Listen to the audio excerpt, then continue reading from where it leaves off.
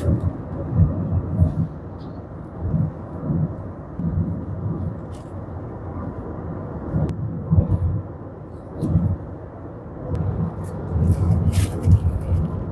আলাইকুম। আজ বুধবার, এপ্রিল মাসের 9 তারিখ। গতকাল আসছি বাড়ি থেকে। গতকাল গাজীপুরে বেশ কয়েকটি প্রোগ্রাম ছিল, ওখানে ভিডিও শুট করেছি। রাত্রিতে ভালো করতে ছিলাম। এখন যাচ্ছি ময়মনসিংহ ত্রিশাল, আমাদের মামুন ভাইয়ের হ্যাচারিতে যাই। শুধু গরু ছাগল দেখালে তো হবে না, মাছও দরকার।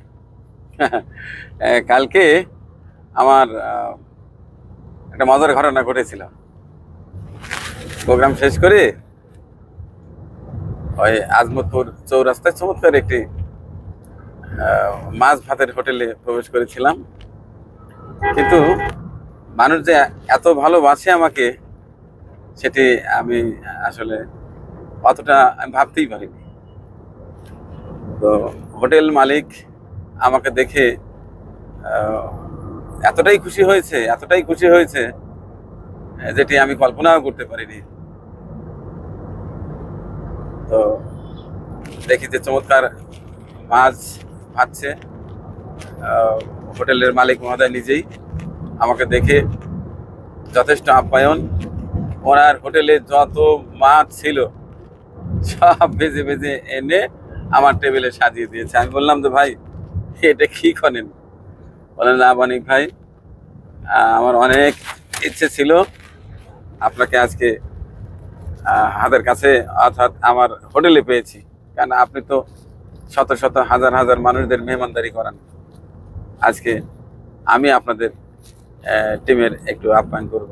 তো যাই হোক, বারণ করার সত্ত্বেও পুরো টেবিল বোঝাই করে বিভিন্ন জাতের দেশি ছোট মাছ ভাজা করে এনে দিলেন। খাওয়ার কি, দেখেই তো আমার পেট ভরে গেছে।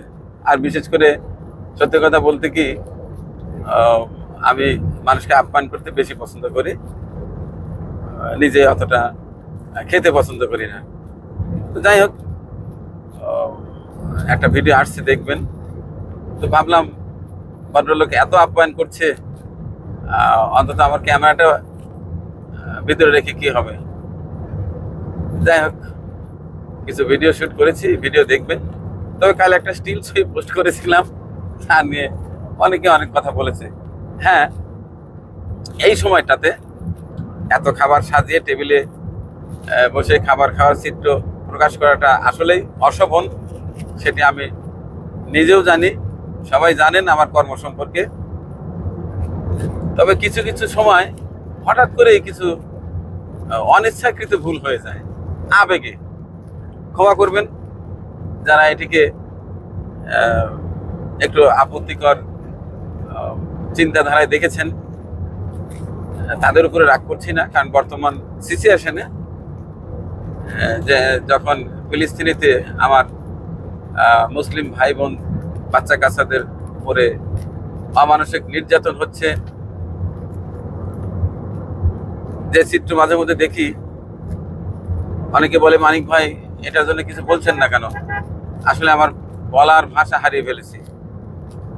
পৃথিবীতে মহান আল্লাহ, মহান সৃষ্টিকর্তা মানুষকে পাঠিয়েছেন তার সৃষ্টির সেরা জীব হিসেবে, অথচ আমরা কি আসলে মানুষ হতে পেরেছি? বা প্রকৃতার্থে কি আমরা আসলে মানুষ? অনেকে মানুষকে জানোয়ারের সঙ্গে তুলনা দিয়ে থাকে, যে না, এই তুই একটা জানোয়ার। কিন্তু আমি মনে করি এই পশু পাখির সঙ্গে আমাদের তুলনা না করাই ভালো। কারণ আমাদের মধ্যে অনেকেই আছে, আমি সবার কথা বলবো না, মানুষের মধ্যে মনুষ্যত্ব আছে, এখনো অনেকে আছে, কিন্তু কিছু কিছু মানুষের চরিত্র দেখে ওদের সঙ্গে তুলনা করাও আসলে খুব অশোভন হয়ে যায়। দেখুন, আমরা পৃথিবীতে কয়দিনের জন্য আসছি, আমরা চলে যাব। আমরা স্বার্থের জন্য কত অন্যায় অবিচার করে থাকি, যেটি আসলে খুবই লজ্জাজনক, খুবই কষ্টকর। এটা মন্তব্য করার ভাষা নেই। শুধু মহান সৃষ্টিকর্তার দরবারে দোয়া করব, হে আল্লাহ, আমার মুসলিম ভাইদের তুমি রক্ষা করো তোমার গায়েবী সহায়তায়। আমরা অনেক ইতিহাস থেকে জানতে পারি, আবাবিল পাখি, সেই ছোট্ট ছোট্ট পাখি দ্বারা কিন্তু এই বিধর্মীদের চরমভাবে সাহায্য করেছিলেন। আপনি আছেন তো, এখনো আছেন, আপনি